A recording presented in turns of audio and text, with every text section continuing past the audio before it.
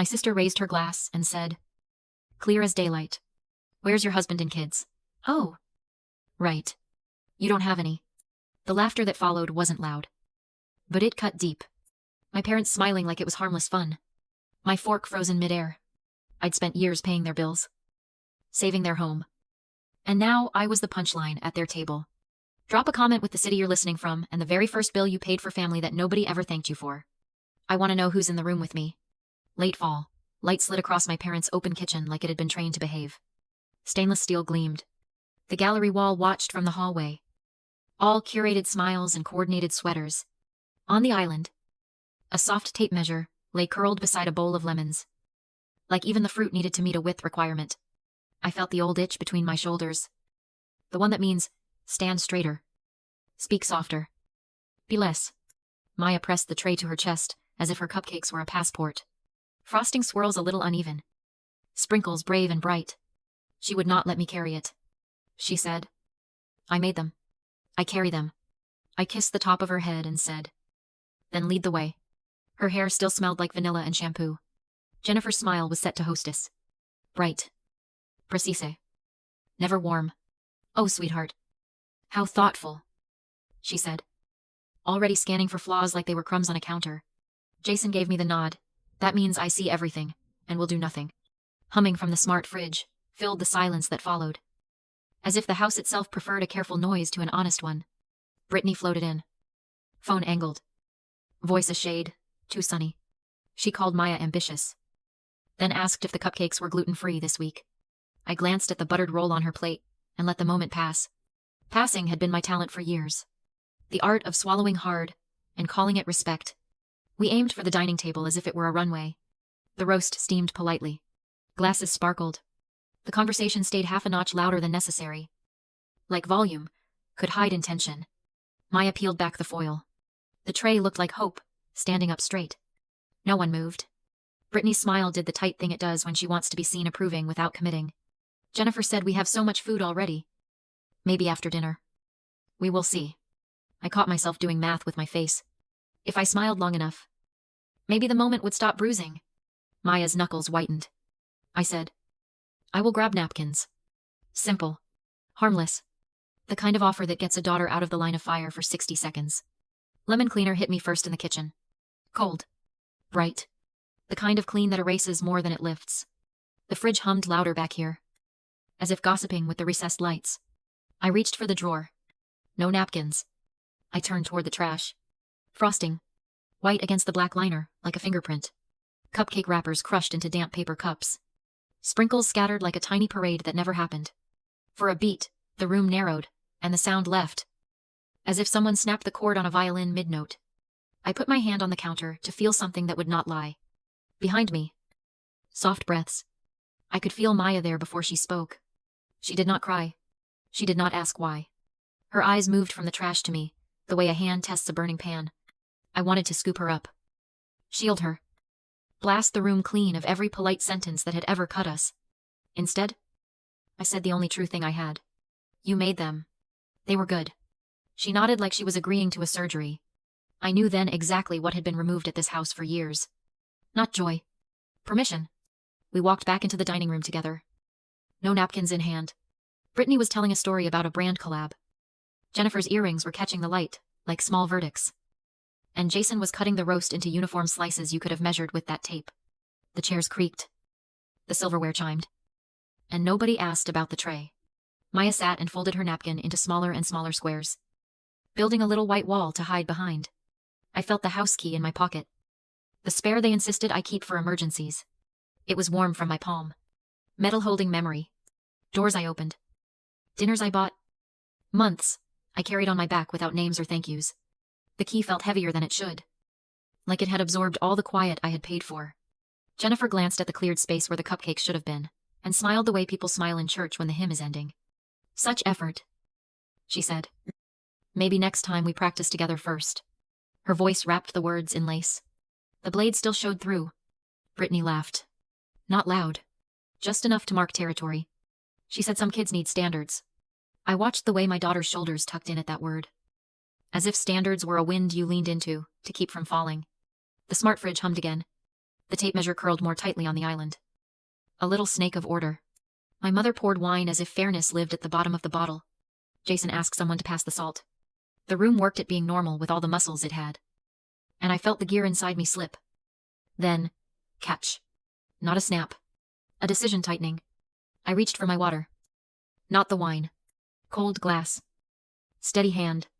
The fork in front of me looked like a gavel. I could hear my pulse, but not my fear. There is a sound the body makes right before you stop asking for permission. It is small and absolute. Maya's hand found mine under the table. Fingers sticky with a frosting that no longer existed. I curled my fingers around hers and let the silence fall on purpose this time.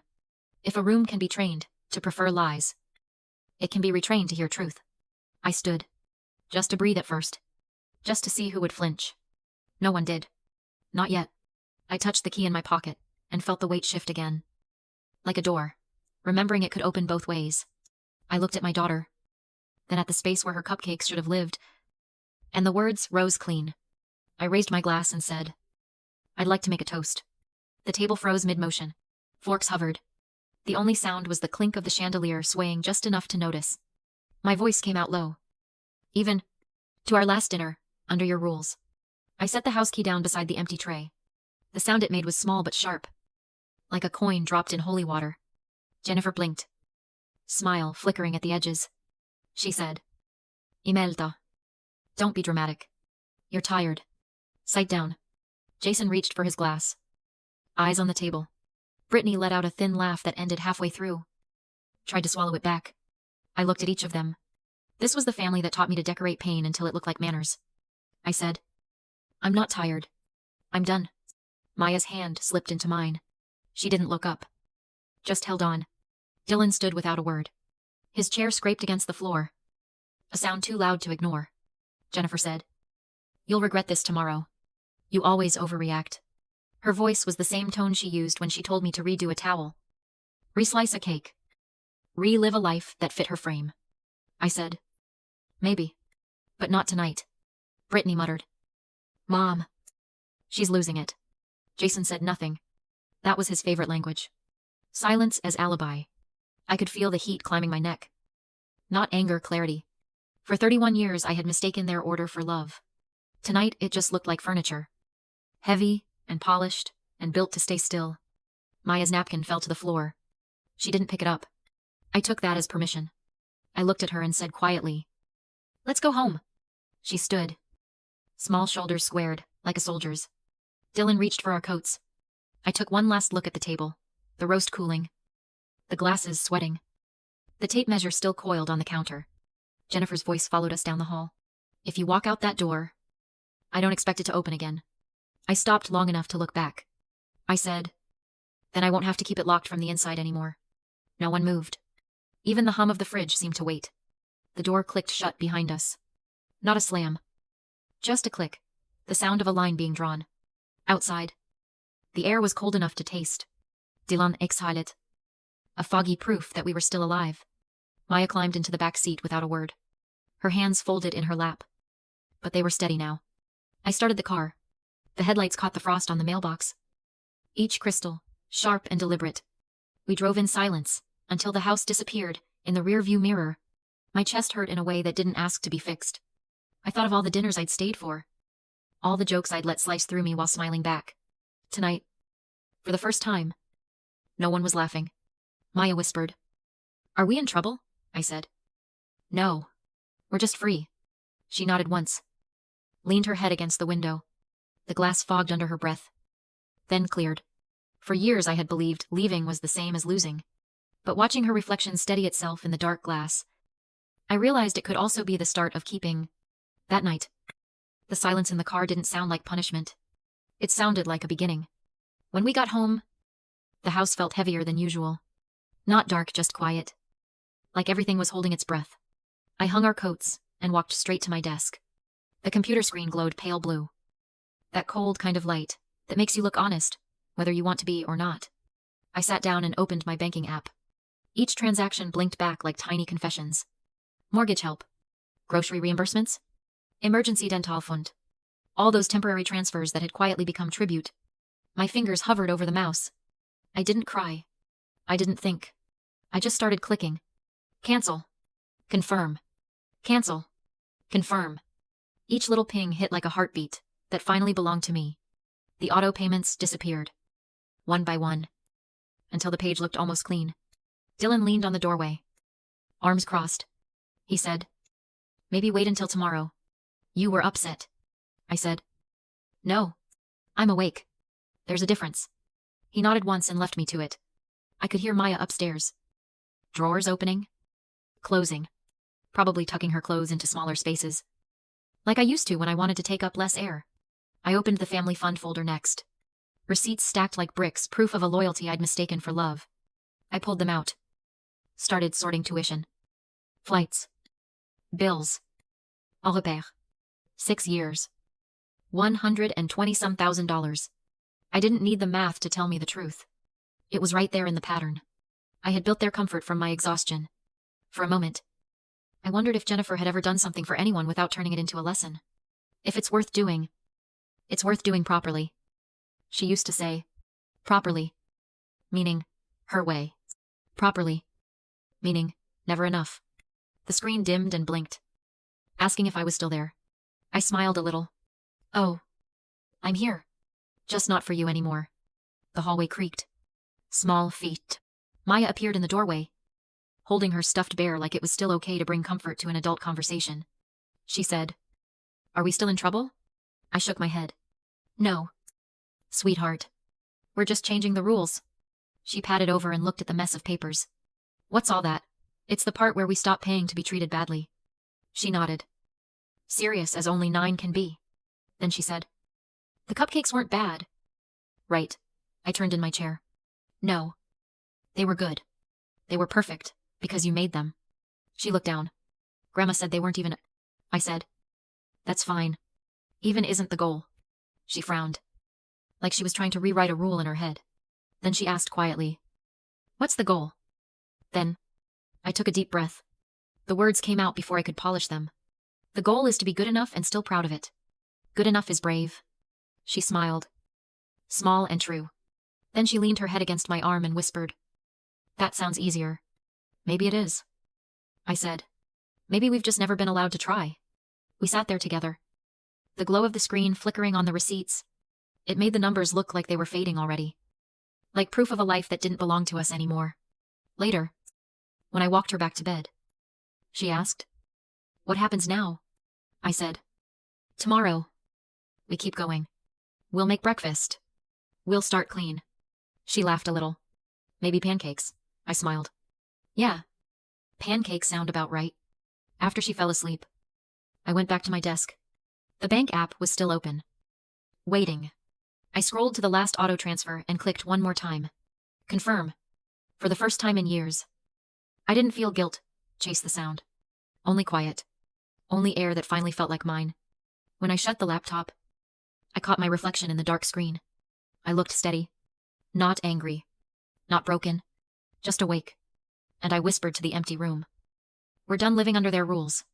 The next morning, the light came in sharp and silver. The kind of winter sun that doesn't warm, only reveals. I made coffee. The smell filled the kitchen like proof of life. Dylan wandered in, hair still messy. Wearing that look, that meant he was waiting to see if I'd change my mind. I didn't.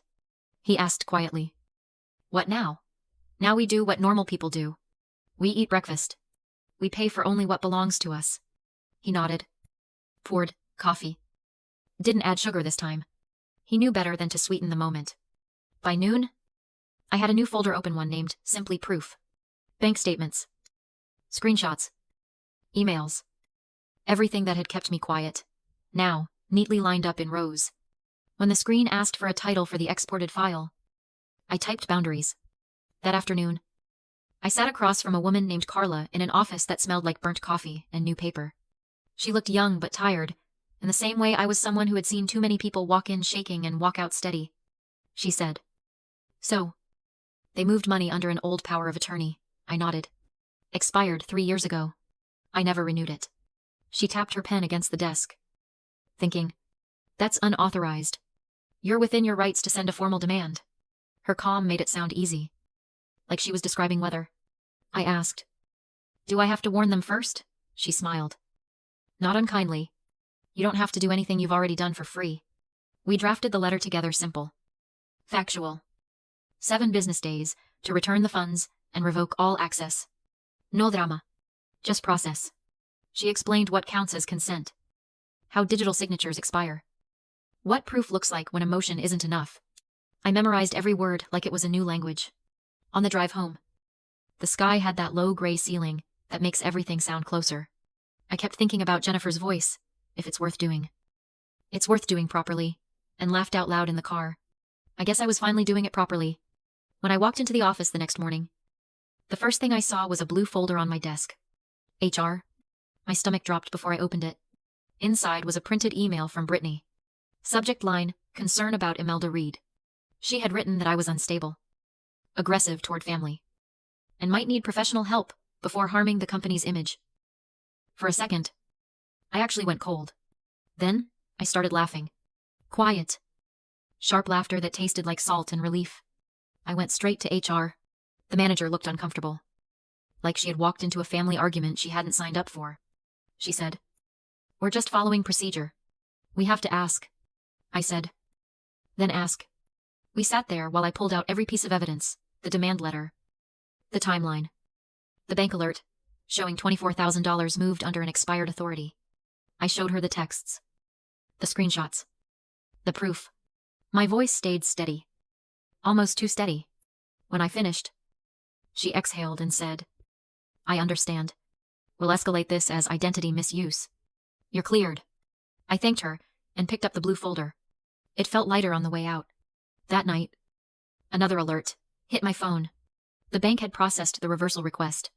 The funds were frozen pending investigation. I stared at the number on the screen. $24,000. The kind of number that used to make me flinch. Now it just looked like evidence finally behaving. My hands were shaking. But not from fear. It was something closer to relief, like blood returning to a limb that had been asleep too long. Dylan came into the kitchen. He looked at me. Then at the open laptop. He said, "You okay?" I said. "Better than okay. I'm accurate." He smiled. Half proud. Half scared. The way people do when they realize you're not going back. Later. Lying in bed. I couldn't sleep. The ceiling hummed with all the things I hadn't said yet. Somewhere between midnight and morning. I thought of Maya, how she had looked at that trash can and didn't cry. I thought about what that kind of restraint costs a child. I reached for my phone and opened a note. Typed a single line, so I wouldn't forget. Teach her that survival isn't politeness. The screen light glowed across the room like a tiny promise. When I finally slept, it was without the usual dream of running late or cleaning up something that wasn't mine. Just Kiet. Just space. And for the first time, that felt like winning. When morning came, it didn't feel like morning used to. No weight waiting at the edge of the bed. No dread hiding under the coffee smell. Just air sharp. Clean. Undecided. The email arrived first thing. Subject line, case update, compliance resolution. I opened it before my coffee finished brewing. The message was short. Funds reinstated. Unauthorized access confirmed. Future monitoring in place. I stared at it for a long second. No exclamation point. No flourish. Just fact. And that was enough. Carla. Milaver. Called an hour later. Her voice was calm. Almost cheerful. They've agreed to the repayment schedule. She said, "You'll see the first transfer by end of week." I said, "So it's over." She paused. "Legally, yes. Emotionally, that's your jurisdiction." I laughed. It sounded strange, too light for a house that used to echo with apology. By noon, the news had traveled the family grapevine. I didn't have to check Facebook. The silence told me everything. No more calls. No more half-angry voicemails about duty. Just Kiet. The kind of quiet that feels like respect, even if it isn't meant that way. Still. I knew them. Control doesn't easy. It just changes costume. At 5 that evening, the doorbell rang. I didn't look through the peephole. I already knew. Jennifer stood there. Pearls on. Voice rehearsed. "You've made things very difficult," she said. "Your sister's having panic attacks." "Your father's blood pressure," I interrupted. "Stop." She blinked. "Stop what? Stop pretending this is about their health when it's about your control." Her mouth opened. Closed. Opened again. We are your family, I said. Family doesn't forge signatures. Her face twitched. You can't throw away 31 years over a misunderstanding. I didn't. I said. You did, when you decided rules only applied to me. Behind her, Jason hovered on the walkway. Coat too thin for the cold. He looked smaller than I remembered. He said softly. We taught you discipline. That's what made you successful. I said. No. I survived discipline. That's what made me strong. He nodded. Like he finally believed it. Jennifer didn't. She reached into her purse and held out an envelope. Your father and I wanted to start fresh. I didn't take it. Send it to my lawyer. Her voice cracked then. Just a little. So that's it? Yes. I said. That's it. This is how cycles end, not with forgiveness. But with paperwork. I closed the door gently. Not slammed, just closed. Inside? I leaned against the wood and let the silence settle. My hands weren't shaking. My pulse was steady. It was strange how peace could sound so much like nothing. Later that night, I checked my phone. The first repayment, $4,000, had already cleared. Just a number. Sitting quietly where it belonged. Maya was in the kitchen. Mixing something in a bowl. Flour on her nose. Hair, a little wild. She said. I'm making pancakes. I smiled. Even if they're lumpy. Especially if they're lumpy. One flipped too soon and hit the counter. She laughed. Oops. I started to say. You can redo, and caught myself. No. It's good enough. She grinned. Good enough is brave. Dylan wandered in. Grabbed a plate. Kissed the top of my head. You two seem dangerous. He said. I said. We might be. We ate together at the table that used to feel like a test. The syrup ran uneven. The pancakes were misshapen. And the laughter wasn't careful. For once, imperfection tasted like freedom. After dinner, I sat on the porch with my coffee cooling beside me. The night was cold but kind. Stars sharp enough to believe in. I thought about Jennifer's house, the lights probably still on. The silence heavy as ever. Maybe one day they'd understand. Maybe not. Either way, it wasn't my job anymore. I checked my phone again. One more notification, repayment confirmed. I smiled.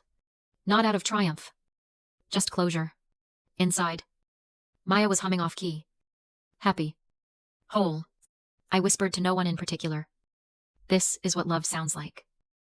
And for the first time, I believed it. The weeks that followed felt like walking through a house that had finally been aired out. No more stale air. No more waiting for footsteps that made the floorboards tense. Every few days, another repayment, landed small. Scheduled. Official. Each one came with an emotion I didn't have a name for. Not victory. Not relief. Something keyeder. Steadier.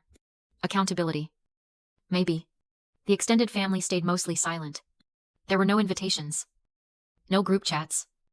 No holiday plans, just to talk things out. When the silence stretched long enough, I realized it wasn't punishment. It was peace.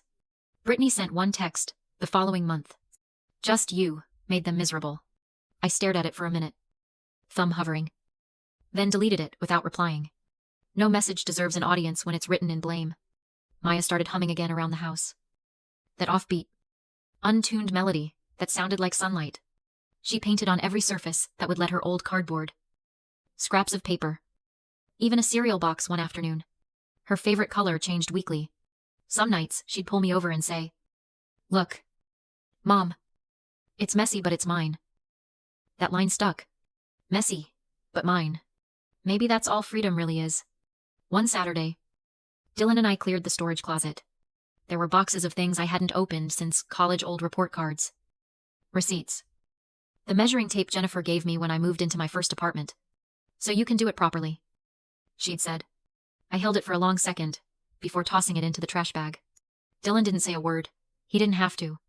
Afterward, we took Maya to her art class downtown. Watching her stand in front of a blank canvas, brush hovering, I thought about all the ways silence had been mistaken for safety in my family. We were taught to avoid mistakes, like they were sins. But here she was, laughing when a streak went wrong, mixing colors that shouldn't go together, and loving the mess of it. On the drive home, she asked, Do Grandma and Grandpa still hate us? I said. No. They just don't know us anymore. She thought about that. Nodded. Good. I don't like when people try to fix me. Me neither. I said. At home? I checked my account again. The final repayment had come through 24,000 in total. Returned and closed. The line item glowed on the screen like the last light before sleep. I poured myself coffee and sat by the window. For years, I'd measured love by sacrifice, thinking the more I gave, the safer we'd be. But safety doesn't live in obedience. It lives in clarity. Outside, the street was quiet. The neighbors' wind chimes moved just enough to make a sound. Dylan came up behind me, rested a hand on my shoulder. You look lighter? He said. I am. I said. Not happy. Just unburdened. That night, after Maya went to bed, I opened a new document on my laptop and wrote a single sentence. Boundaries are not walls, they're windows with locks. Then I saved it to the same folder labeled Proof. Because this time, proof wasn't just for them. It was for me. By spring, Jennifer and Jason sold their house. A mutual friend told me they'd downsized. Quieter neighborhood. Fewer visitors. I didn't feel sorry. I just felt distance. Healthy. Necessary distance. Sometimes, when I pass a bakery, I still smell vanilla frosting and think of that night. Not with bitterness, just awareness. It's strange how something small can hold an entire lifetime inside it. Maya's voice came from the kitchen that afternoon. Mom, I dropped the bowl. I called back. Then we'll clean it up. She laughed. That's it. That's it. I said. And for a moment, I heard my own words echoing back from some future version of her. Stronger. Freer. Untouched by apology. I walked into the kitchen and saw her standing in a storm of flour. Eyes wide. Hands white as snow. We looked at each other and started laughing. This, I said, brushing powder from her hair, is exactly what perfect looks like. She grinned, shaking her head. No. Mom, it's good enough. Exactly, I said. I didn't need to measure it anymore. I didn't need to prove or polish it. The house felt warm again, just air. Laughter. And the soft rhythm of life, finally belonging to us. And that's when I knew love isn't the standard you meet. It's the space you finally breathe in. If you've ever been the one holding your family together by quiet obedience, ask yourself this. What would happen if you put the key down too? Tell me where you're listening from. And the first family bill you paid, that no one ever thanked you for. And if this story gave you the words to draw your own line, share it with someone who needs to hear that good enough is brave.